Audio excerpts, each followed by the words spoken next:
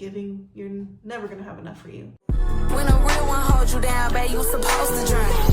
You ain't no fuck with no boss, bitch. I turned you out. You won't catch me in no sharp boots.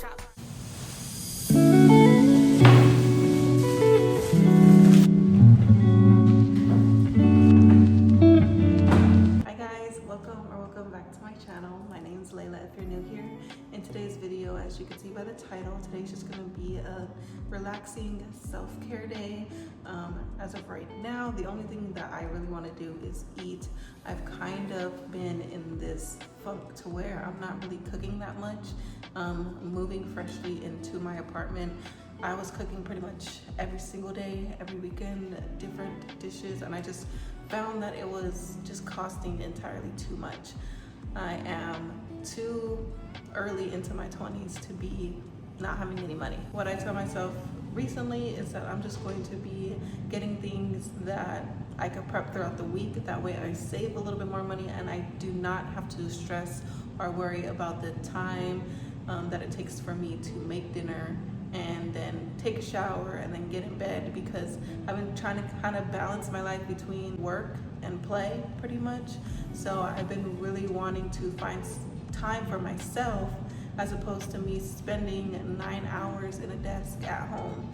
It feels like I'm on house arrest throughout the whole day. It kind of makes me feel all discombobulated and all over the place. So I think sometimes it is very dire and very much needed to set aside that time for me, myself, and I, and not worry about a thing. I'm about to make a homemade version of the Chick-fil-A chicken wrap. I love that chicken wrap and I just wanted to see if I can make it from home. The ingredients are as simple as it comes. I am not even making the chicken. Like, I bought rotisserie chicken from HEB, pre-prep, pre-made. That way I just gotta slice it up, throw it in the wrap, and not have to worry about it too much. Like I said, it is a self-care day. I'm not spending almost 2 to 3 hours in the kitchen cooking up something big. I do plan on doing that at the end of the week, so it's not needed today. Today, I just need to make sure that I eat. So I'm gonna go ahead and get into that. That way I can finish it up and I can eat and then come back to you guys and put on a face mask and share a few tips and tricks in navigating my 20s. So let's go ahead and get into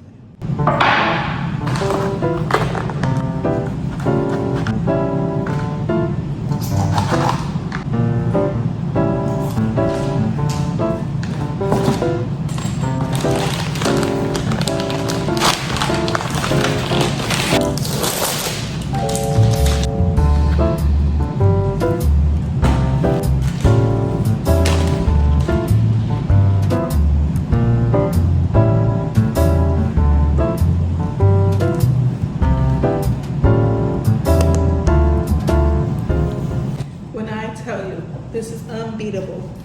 And for the price, I probably paid, if we want to just say for all these ingredients, less than $20 for sure. And at first, I wasn't going to put Chick-fil-A sauce on this because I've only ever tried it with ranch, or like their avocado ranch sauce, to be on the healthy side. But the Chick-fil-A sauce and these wraps, oh my gosh, untouchable. I think I'm about to have like 3 of these. If you're looking for a cheap meal and you don't mind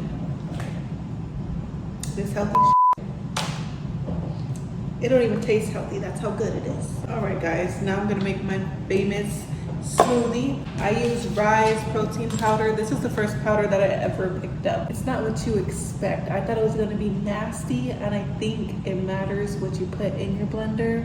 Pour it in there. We're gonna add a little bit of that.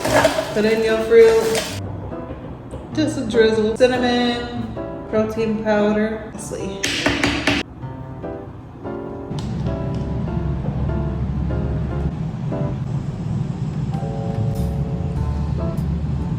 Okay guys, so now it's time to get into the self-care part about this video. I did pick up something new. These are anti-puff eye patches. They're supposed to help with puffing of under the eye as well as dark circles. And dark circles I have plenty of. I work a 9-to-5 customer service, losing my mind every day. So this is something that kind of interests me. So I can't wait to try these, but I'm going to try them after I apply my mask. And the mask that I am using is the mask that I tend to use every single time, which is the Aztec clay mask. So as I'm applying this mask, I do want to talk about the importance of self-care and taking care of yourself before any and everything else. There is a lot of people out there who have this tendency to people please and want to do everything, this, that, and the third for everybody else, but pause and think of doing certain things for themselves. So like, take for example, you're the friend with the car, right? And somebody who you know needs a ride.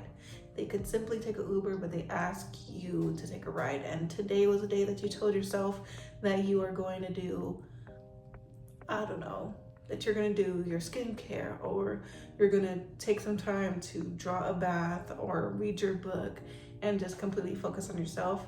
And instead of following through with that plan that you set out for yourself, you go and do that task that your friend or whoever is asking of you, instead of holding that promise to yourself. And me myself, I used to struggle with that a lot. Like, I used to be on my last dollars and like give it to somebody who asked for it or needed it, which is not bad in some circumstances, but if you're like overindulging in it and you tend to do that every single chance and every single time somebody is needing something, you're there, and you're never there for yourself, you are going to completely drain your battery. Main bullet point here: take care of yourself before you plan to go take care of other people.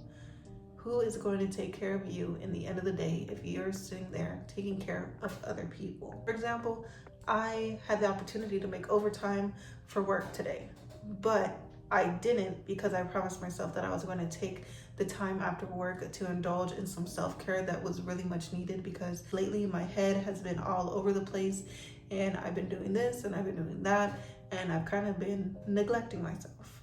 And the main important relationship in your life, as opposed to God, which is the most important, but what comes extremely after that is you. I know most of the people who do come across my page aren't like of the age that I'm talking about, but of course I'm sure that I'll get a lot of people in my age group to come across this video, only because this is life in my 20s, and me being a 20-year-old, I'm gonna click on something like that. Obviously, me being like a 15-16-year-old, I'm not gonna click on a life in my 20s video knowing that I'm not even there yet. But I feel like most of these lessons and most of these things that I have personally experienced kind of portrays to every part in your life, as opposed to just one moment, which is middle school or high school. I feel like one of the main things that was really hard for me was me learning my self-worth. And you know, self-love comes right next door to your self-worth, because if you don't know your worth, you don't love yourself enough to know that you are worthy. You know what I mean? So I found it really hard for me to navigate that part of my life and figure out what I'm worthy of and what I am not. Growing up, I always seeked outside love. I always seek somebody to give me some type of attention, some type of love, you know, because I feel like, sadly, I didn't receive that enough growing up. So of course, in my teenage years, when I know about love and relationships and all that stuff, I'm looking for that in another partner, as opposed to looking for that in myself. I always told myself, ever since going through the trials and tribulations that I've been through, I promised myself that I will sit and have a talk with my daughter, with my son, and just make sure that they know certain things about life, because there's certain things that I wish somebody would have told me. For example, don't give your time, your love, your money, your all, your you to somebody who isn't reflecting that same energy back. Because it's kind of like a give and take situation. If I'm continuously giving you flowers from my garden, and I see your garden's pretty full over there, but my garden is kind of running out of flowers, but I'm still giving you these flowers because I love you, eventually my garden is just going to be stems and dirt and grass.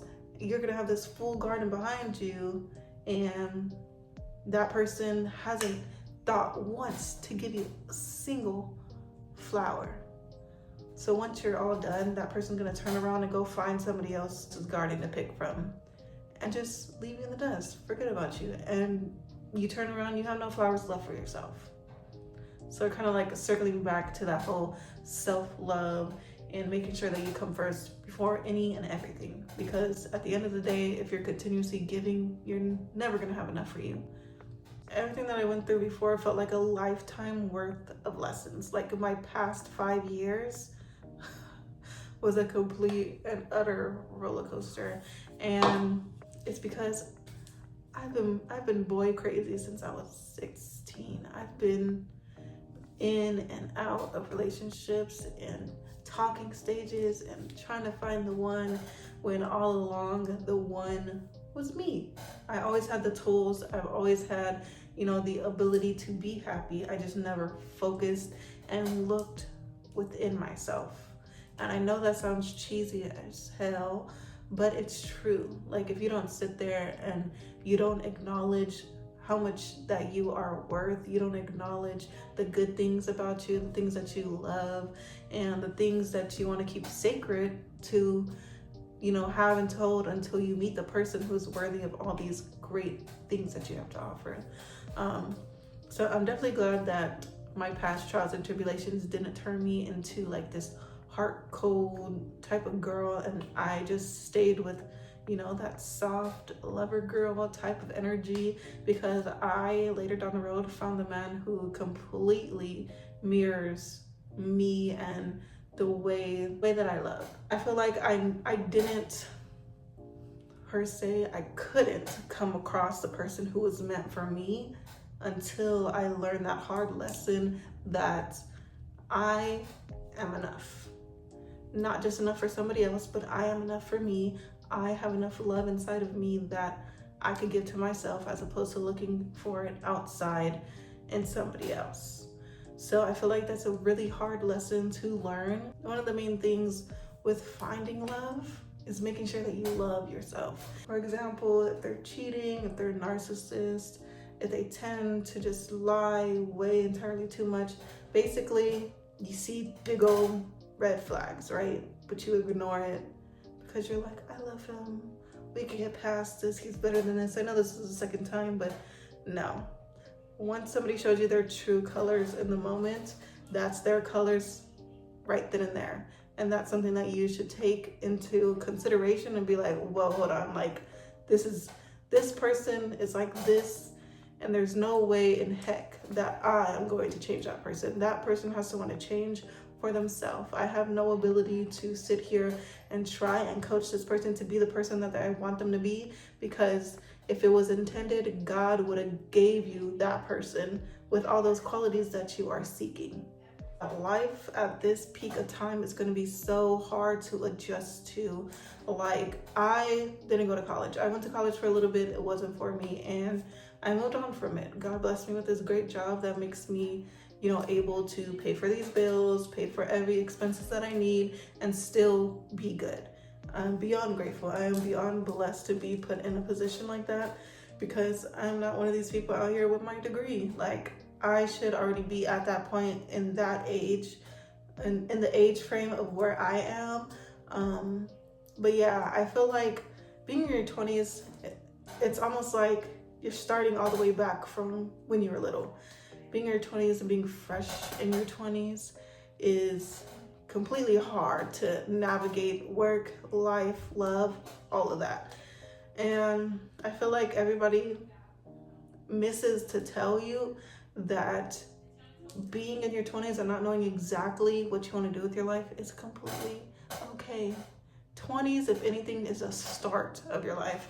You should be figuring out where exactly in this world that you fit and where exactly you want to be. If I had any advice for somebody who is about to turn 20, who is about to, freshly have their own apartment or start their big girl, big boy job, I would say enjoy every single moment.